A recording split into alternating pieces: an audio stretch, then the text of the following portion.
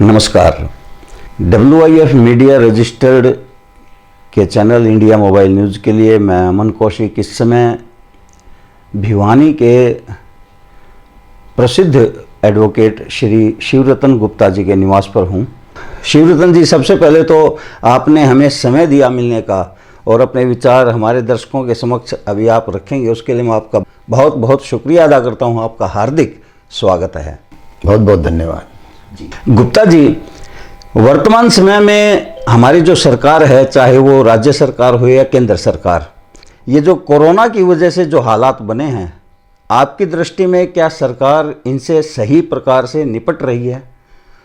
और इसके बारे में यदि कोई आपका विचार भी हो तो मैं चाहूँगा कि हमारे माध्यम से आप हमारी देश की जो सरकारें हैं वहाँ तक अवश्य पहुँचाएं। अमन जी, ऐसा है, जहाँ तक कोविड-19 का प्रश्न है, ये एक वैश्विक महामारी है जी। जहाँ तक भारतवर्ष का प्रश्न है, ये भारतीय स्थिति को देखते हुए हमारे माननीय प्रधानमंत्री जी ने जो कदम उठाया कि पूरा लॉकडाउन किया, उसकी वजह से आज हम बहुत बचे हुए हैं जी। लेकिन ये केवल एक बचाव है और तब तक है जब तक ये लॉकडाउन है। अब जो असल प्रश्न चिन्ह आएगा और जो असल समस्याएं आएंगी वो आएंगी जैसे ये लॉकडाउन खुलेगा। उसके खुलने के बाद सबसे पहले, चूंकि मेरा ये इकोनॉमी फील्ड है जी, मैं समझता हूँ इकोनॉमिक स्तर पर जो ये हमें समय लॉकडाउन की वजह से मिला है, सरकार को ऐसी तैयारी कर लेनी चाहिए कि एक ऐसी फूल प्रूफ इकोनॉमिक पॉलिसी बनानी चाहिए। जो अधिक सावधानी की ज़रूरत है, जैसे ही लॉकडाउन खुलता है जी, उसके बाद बहुत सावधानी की ज़रूरत पड़ेगी, एक बात। दूसरी बात यह है कि आज जो हमारे आंकड़े जितने आ रहे हैं, उन आंकड़ों का कितना तथ्य है और कितना नहीं है, उस पर भी प्रश्न चिन्ह है। कारण क्या है कि ये जो आंकड़े जितने भी हैं, जितने टेस्ट हुए हैं, केवल उसके आंकड़े हैं जी। कितने टेस्ट नहीं हुए हैं, टेस्ट तो 1% भी नहीं हुआ है। तो जब टेस्ट हो तो वास्तविक स्थिति तो तब सामने आएगी। और सबसे बड़ी जो बात रहेगी वो ये रहेगी, जो मेरा अपना विषय है इकोनॉमिक पॉलिसी का, भारत सरकार हो चाहे हरियाणा सरकार हो, उनको एक ऐसी पॉलिसी लानी पड़ेगी कि जिससे समाज का हर वर्ग, चाहे वो मजदूर तबका है, चाहे वो व्यापारी है, चाहे वो इंडस्ट्रियलिस्ट है, चाहे कोई भी है, छोटे से लेके बड़े से बड़े आदमी को इस लॉकडाउन की वजह से जो आर्थिक संकट का सामना करना पड़ेगा, उस संकट से निपटने के लिए बहुत ही सूझबूझ से एक ऐसी नीति बनानी पड़ेगी ताकि भारतवर्ष, जो इस समय उस स्थिति में नहीं है जो अमेरिका है जी, तो भारतवर्ष उससे इस तरह से निपट सके कि उसकी मार से भारत को इस लॉकडाउन के बाद की प्रॉब्लम ना आए।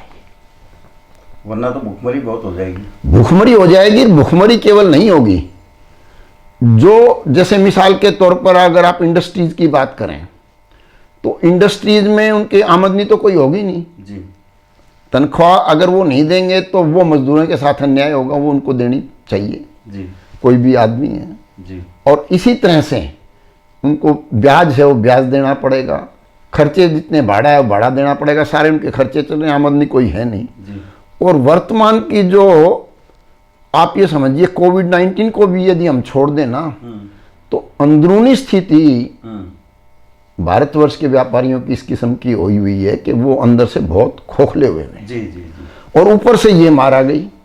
तो इन सब चीज़ों को ध्यान में रखते हुए एक बहुत ही अच्छे इकोनॉमिस्ट का एक पैनल बना करके भारत सरकार हो चाहे हरियाणा सरकार हो, उनको ऐसी नीति बनानी चाहिए जिससे हम कम से कम जहां थे वहां यूं कहीं रहे। गुप्ता जी, आप इकोनॉमिक की बात कर रहे हैं, आप बात कर रहे हैं कि आने वाले समय में हमारे देश का जो प्रत्येक व्यक्ति है उसको एक प्रकार से बड़े बुरे हालातों से गुजरना पड़ेगा। लेकिन मैं देख रहा हूँ कि थोड़ा सा बात थोड़ी कड़वी है। हमारे प्रधानमंत्री जी टीवी पर कह रहे हैं कि इस देश का आम आदमी हमें सहयोग प्रदान करे, हमें डोनेशन दे। हमारे हरियाणा के मुख्यमंत्री कह रहे हैं कि हमें डोनेशन दो। कल तो उन्होंने कह दिया कि सभी बच्चों को 5-5 रुपया तक देना चाहिए। यानी कि सरकार कहीं नेगेटिव अपने आप को तो शो नहीं कर रही है। अमन जी, आपने एक बहुत सुंदर बात कही है जी, और मैं इस बात में आपका समर्थन करता हूं। जी, वर्तमान स्थिति ऐसी नहीं है कि सरकार लोगों से कहे, वॉलंटरी ऑर्गेनाइजेशन जितनी भी हैं, एनजीओ जितने हैं, उनको निश्चित रूप से जो बन सकता है या जो सक्षम स्थिति में है उनको निश्चित रूप से सहायता, जो इस समय सहायता के जरूरतमंद हैं, उनकी करनी चाहिए। उन्होंने दी भी है, आगे बढ़कर दी भी है और भी देनी चाहिए जितनी वो दे सकते हैं जी। और जहां तक उन आदमियों का प्रश्न है जो सहायता ले रहे हैं, जैसे मिसाल के तौर पर किसी के पास भोजन नहीं है, इसमें मैं उन लोगों को भी एक बात अवश्य कहना चाहूँगा कि इस संकट की घड़ी में दुरुपयोग किसी को भी किसी का नहीं करना चाहिए। बिल्कुल सही बात। आज मान लीजिए आपके पास भोजन नहीं है जी, आपको निश्चित रूप से मिलना चाहिए और जिसके पास है उसको इसको देना चाहिए जी। लेकिन यदि मान लीजिए आपके पास भोजन है और आप फिर उसको भोजन को भी अगर इकट्ठा कर रहे हैं तो वो चीज़ उस स्तर पर भी नहीं होनी चाहिए। अन्याय है वो आप दूसरों का अधिकार आप ले रहे हैं, दूसरों को समस्या में डाल रहे हैं जो वास्तव में उसके लिए जरूरतमंद है जी। तो जहां तक सरकार का प्रश्न है, सरकार को इस समय ऐसा नहीं दिखाना चाहिए कि भाई हमारे पास पैसे नहीं है। सरकार तो सरकार होती है और बहुत से तरीके, और जैसे इस स्थिति से बाहर आएंगे उसके बाद सरकार बैठ करके सभी समाज सेवी संस्थाओं से भी बात करे, सभी आमजन से भी अपील करे, पूरे सब विपक्षी पार्टियों का भी सहयोग ले, सभी का सहयोग ले। क्योंकि जहाँ तक मैं समझता हूँ कि अगर आप अर्थशास्त्री की बात करें तो सरकार के अलावा भी बहुत ऐसे अर्थशास्त्री हैं, जैसे डॉक्टर मनमोहन सिंह जी हैं जी, जो एक ऐसे भारत की नब्ज को जानने वाले अर्थशास्त्री हैं। उन जैसे सभी लोगों का सरकार को सहयोग लेके और आर्थिक नीति का निर्धारण करना चाहिए जी। गुप्ता जी, ये तो आपने अपना परिदृश्य रखा राष्ट्रीय स्तर पर। भिवानी के अंदर वो शासन और प्रशासन है, क्या आपकी दृष्टि में वो सही काम कर रहा है? और मैं चाहूँगा यदि आप मार्गदर्शन कर सकें तो उनका भी अपने विचारों से अवश्य ही मार्गदर्शन करें। अमन जी, देखिए, जहाँ तक भिवानी का प्रश्न है जी, मेरे पास 1-2 आदमियों की आई थी कि भी आपसे कुछ अपेक्षा है जी। मैंने कहा भी जो आपकी अपेक्षा, उस अपेक्षाओं को हम पूरा करेंगे जी। लेकिन बाद में कुछ ऐसे पता लगा कि जिन भी व्यक्तियों की वो आई थी ज़रूरतें, वो 4-5-6 जगह से ले रहे थे जी। तो जहाँ तक मेरा व्यक्तिगत प्रश्न है, मैं सदैव तैयार हूँ। केवल एक ही मेरा बैरोमीटर है कि जो वास्तव में नीडी है उसके पास वो अगर पहुँचता है तो जो मेरे से बन सकेगा मैं निश्चित रूप से भिवानी के लोगों की सेवा करने में पीछे नहीं हटूँगा। जहाँ तक शासन प्रशासन का प्रश्न है, देखिए, क्योंकि मैं एक्टिवली शासन प्रशासन से नहीं जुड़ा हुआ हूँ और वास्तव में क्या स्थिति है बहुत ज़्यादा मुझे गहराई की जानकारी नहीं है। ठीक है। और मैं अपना विचार केवल उसी समय देना उचित समझता हूँ जब मुझे पूरी स्थिति की, फैक्चुअल स्थिति की, ऊपरी जैसे मान लीजिए किसी ने कह दिया, किसी ने कुछ कह दिया, उसमें कितनी सच्चाई है, कितनी नहीं है, क्या है, उस बारे पे मैं थोड़ा सा कमेंट करना नहीं चाहता हूँ। जी, बिल्कुल सही कह रहे हैं आप। गुप्ता जी, जब देश पर संकट आता है तो उसका सामना थल सेना, जल सेना और वायु सेना मिलकर करती है। फिलहाल हमारे देश के अंदर डॉक्टर, पुलिस और सफाई कर्मी, ये जल सेना, थल सेना की तरह तीनों जो डिपार्टमेंट्स हैं वो लोगों की सेवा में दिन रात लगे हुए हैं। मैं चाहूँगा आप अपने शब्दों से इनका हौसला अफजाई करें, इनको अप्रिशिएट करें, इनको शाबाशी दें। इन पर आप क्या कहना चाहेंगे? अमन जी, जहाँ तक आज चाहे वो डॉक्टर है, चाहे वो पैरामिलिट्री स्टाफ है, चाहे वो हमारी पुलिसकर्मी है, चाहे वो हमारे सफाई कर्मी हैं जी, उनकी जितनी भी प्रशंसा की जाए उतनी कम है जी। लेकिन मैं साथ साथ में सरकार से भी अनुरोध करूंगा और समाज सेवी संस्थाओं से भी अनुरोध करूंगा कि इनकी भी समस्याओं का वो जरूर ध्यान रखें। जी। यदि आज मान लीजिए कोई डॉक्टर है, कोई पैरामेडिकल स्टाफ का सदस्य है, कोई पुलिसकर्मी है, कोई सुरक्षा कर्मी है, कोई सफाई कर्मी है, उनकी जो भी समस्याएं हैं, उनकी जो भी आवश्यकताएं हैं, उनकी पूर्ति उनके कहे बगैर की जाए, ताकि उनको ये लगे कि जो वो सेवाएं इस समय दे रहे हैं वो अपनी जान जोखिम में डाल के सेवाएं दे रहे हैं। बिल्कुल। इसी संदर्भ में मैं, हालांकि ये भिवानी से संबंध नहीं है, लेकिन मेरी बहन का एक लड़का है जो न्यूयॉर्क में डॉक्टर है इस समय, और वो रात दिन 24 घंटे वहाँ सेवाएं देते हुए वो खुद इससे संक्रमित हो गया था। अब वो हालांकि प्रभु की कृपा से बाहर आ गया है और दोबारा उसने फिर ड्यूटी ज्वाइन कर ली है। क्या बात है। मेरे बहनों ही हैं, वो न्यू जर्सी में अपनी पूरी सेवाएं दे रहे हैं, वो डॉक्टर हैं। और एक समय तो ऐसा था जब ये शुरुआत हुई थी वहाँ, उस समय केवल वो अकेले डॉक्टर थे, 2-3 डॉक्टर छुट्टी पे गए हुए थे, तो उनको 20-20 घंटे तक अपनी सेवाएं वहाँ देनी पड़ रही थी। मेरे उन्हीं बहन के एक जो होने वाले दामाद हैं वो इसी फील्ड में हैं और वो वहाँ इतनी सेवाएं दे रहे हैं। उनकी लड़की है, वो भी डॉक्टर है, वो वहाँ वो जो कंट्रोल रूम बना हुआ है वहाँ अमेरिका का, उस कंट्रोल रूम में वो है, कंट्रोल रूम में ही है जी। तो जहाँ तक हमारे देश का प्रश्न है, सीमित संसाधनों के होते हुए भी जो भावना इस समय हमारे डॉक्टरों की है, चाहे वो पुलिस कर्मियों की है, सुरक्षा कर्मियों की है, सफाई कर्मियों की है, वो वास्तव में ही इतनी काबिल तारीफ है कि उनका शब्दों में वर्णन नहीं किया जा सकता। गुप्ता जी, आप एक प्रकार से देखा जाए तो जो भिवानी का एजुकेशन तंत्र है उसके आप सर्वे सर्वा हैं, तो इस समय स्कूल बंद हैं और स्कूल का जो स्टाफ है वो भी घर पर बैठा है। मैं ये जानना चाहता हूँ कि आने वाले समय में जब स्कूल खुलेंगे तो क्या कोई ऐसी प्लानिंग की गई है कि भी बच्चों को पूरी तरह से किस प्रकार से हम तैयार करवाएं और जो एजुकेशन का स्तर आपका जो आपके सानिध्य में रहा है वो बरकरार रहे?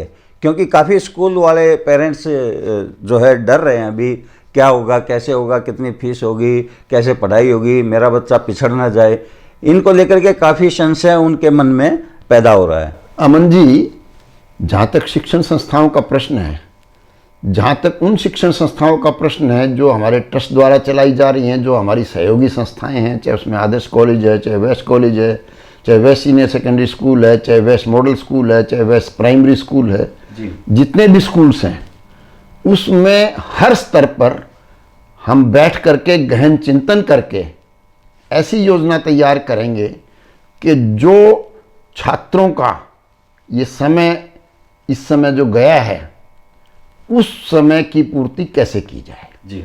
उनकी क्वालिटी पे किसी प्रकार की भी कोई कमी ना रहे जी।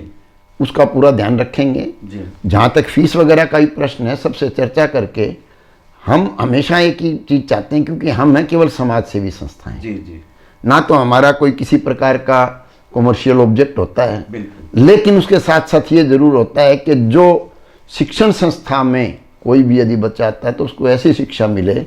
और जहाँ तक मेरा व्यक्तिगत प्रश्न, हमेशा एक ही बात मन में रहती है कि भिवानी का कोई भी बच्चा हो, चाहे वो प्रदेश में कहीं जाए, चाहे देश में कहीं जाए, चाहे विदेश में कहीं जाए, संसार में कहीं भी जाए, तो वो एक ऐसी छाप अपनी छोड़े कि भाई ये बच्चा भिवानी से पढ़ा हुआ और भिवानी का बच्चा है।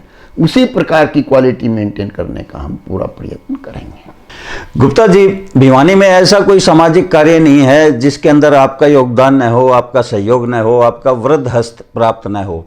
तो वर्तमान समय में इस संकट काल के दौरान आप या आपकी जो संबंधित संस्थाएं हैं वो किस प्रकार से एक आम जनमानस की सेवा कर रही हैं? मैं चाहूँगा आपके श्रीमुख से हमारे दर्शक ये भी जाने।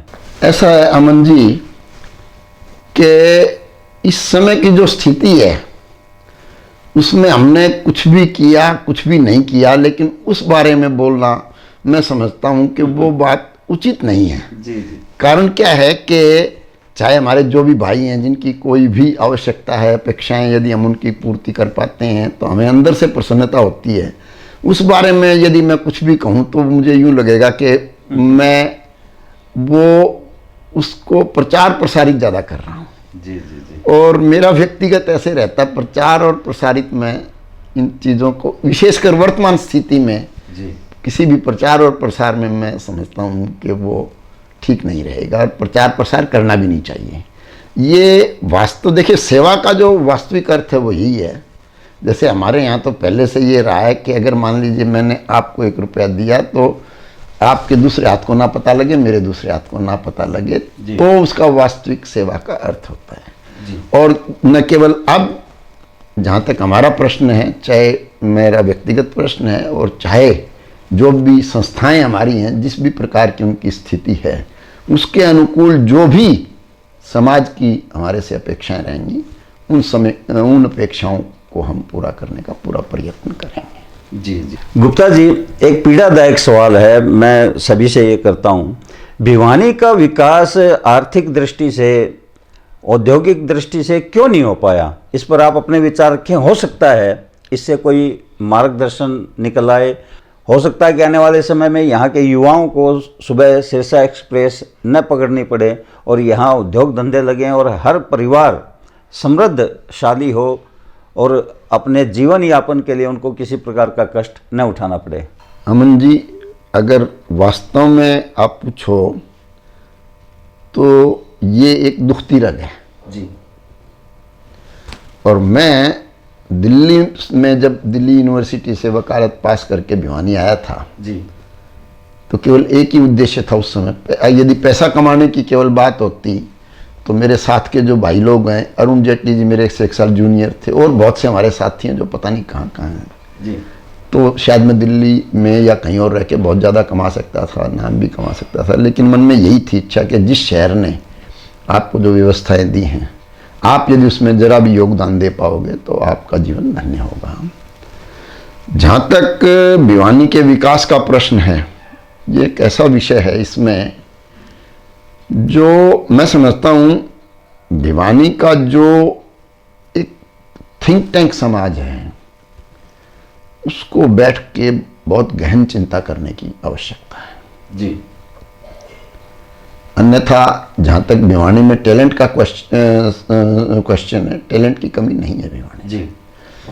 चाहे वो व्यापार की दृष्टि से हो, चाहे वो उद्योग की दृष्टि से हो, चाहे किसी भी दृष्टि से हो।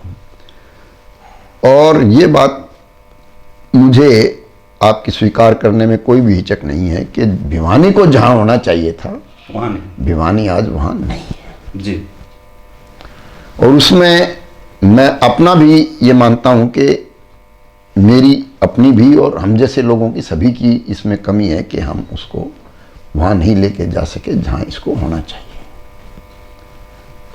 तो ये स्थिति सामान्य होने पर देखो, अगर कोई ऐसा प्लेटफॉर्म बन पाया जिससे भिवानी के विकास के बारे में चिंतन किया जाएगा, तो मैं निश्चित रूप से अपनी सेवाएं देने को तैयार हूँ जी। जब कोई दर्द की बात होती है तो दर्द खाली शब्दों में, होठों के माध्यम से ही स्पष्ट नहीं होता। भिवानी की वाकई ऐसी ये पीड़ादायक बात है कि यहाँ रोजगार के उतने अवसर नहीं है। और आपने शिवरतन जी का उस समय फेस भी देखा होगा, उनके शब्द देखे होंगे। यदि वो कुछ नहीं भी बोलते तो वो बहुत कुछ बोल रहे थे।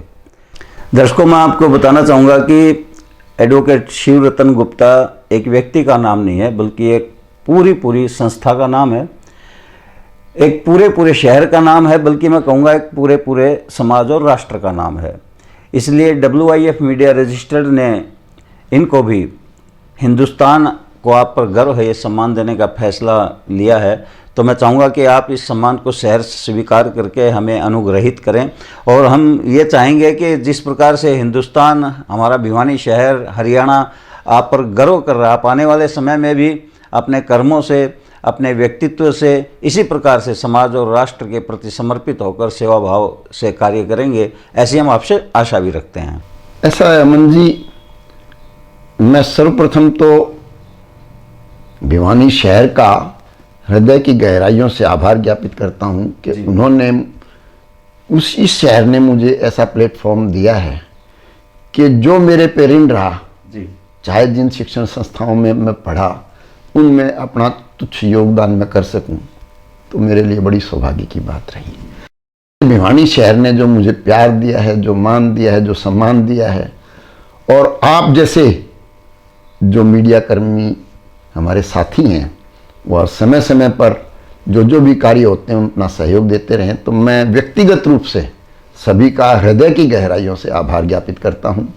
और इस भिवानी के माध्यम से ही ऐसा संभव हो सका है कि मैं संसार के 7 कॉन्टिनेंट, उसमें अंटार्कटिका भी शामिल है। अच्छा जी। और आज मुझे ऐसा लग रहा है कि मैं मेरे से ज़्यादा सौभाग्यशाली कोई व्यक्ति नहीं है, और पूरे संसार की मानवता, मुझे कभी भी ये नहीं लगता कि ये आदमी साउथ अमेरिका ब्राज़ील का है तो ब्राज़ीलियन है, अमेरिका का है तो अमेरिकन है, यूरोप का तो यूरोपियन है, एशिया का तो एशियन है, अफ्रीका का तो अफ्रीकन है जी।